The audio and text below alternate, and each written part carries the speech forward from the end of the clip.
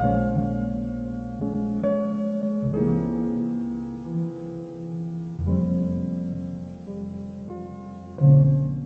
often the case that individuals are held responsible for every step of the way on the trajectory that leads people into prison.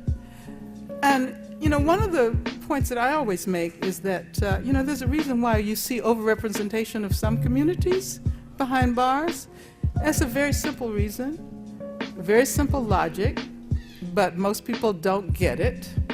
It shows you the power of ideology, and that is, in some communities, there's little or no surveillance, and in other communities, there's hyper-surveillance. The communities are saturated with surveillance. We have as many probation camps as community colleges.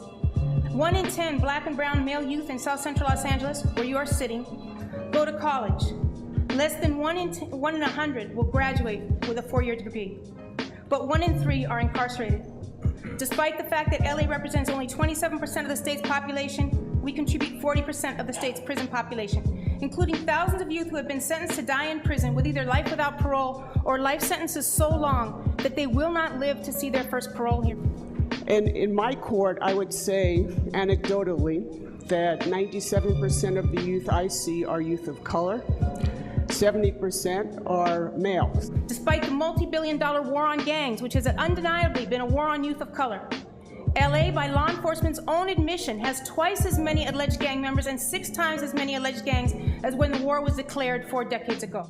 $252,312. Write that down, because that is the cost that we pay in the state of California to incarcerate one youth for 1 year.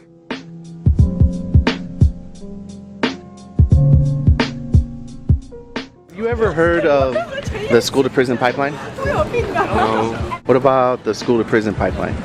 You ever heard of that before? Have you ever heard of the school-to-prison pipeline? No, I have not. Have you ever heard of the school-to-prison pipeline? No. Have you ever heard of the school-to-prison pipeline before? School-to-prison pipeline? School-to-prison pipeline. No. Have you ever heard of the prison-industrial complex? Like the term? I've heard of the military-industrial complex. Okay. Prison. What do you know about the military-industrial complex? My dad works for them. Oh, okay. Have you ever heard of the school-to-prison pipeline? No.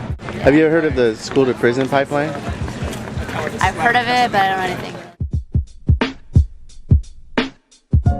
Seems like schools nowadays are geared, or they follow a model where the students are, instead of like being helped, whatever, like they're being punished by like being excluded from school, being pushed out of school, and then treated pretty much like, you know, like criminalizing their actions rather than providing the help.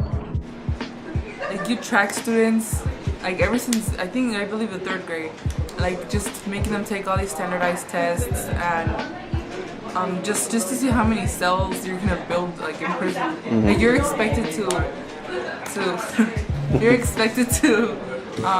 know like the future of these kids, like when they're like what, 8 years old. And so a lot of the high schools are really basically just caretaker schools where they just make sure that students aren't getting into trouble, but they don't actually serve any sort of purpose. So once students leave, it really just becomes, what's the next step? Pretty much prison, or basically a life on the streets.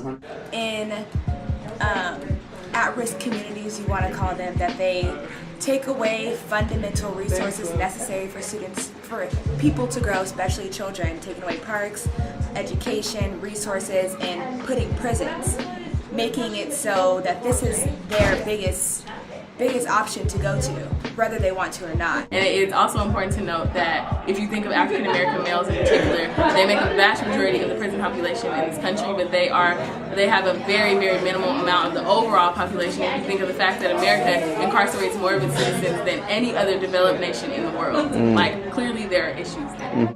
The fact that all these underrepresented people are in prison is by no mistake. Yeah. And we have to remember that in LA in general, police departments founded off of KKK.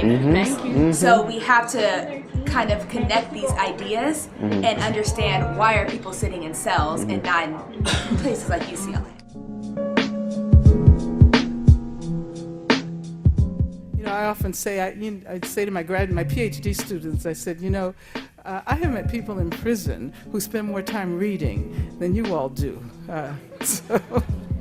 And I say this because it's an indication that so many of the people who find knowledge behind bars, had they had the opportunity when they were younger to learn about the joys of acquiring knowledge, they would have never put themselves in a situation that allowed them to go to prison. You see what I'm saying? And so, for me, education is the major alternative to incarceration.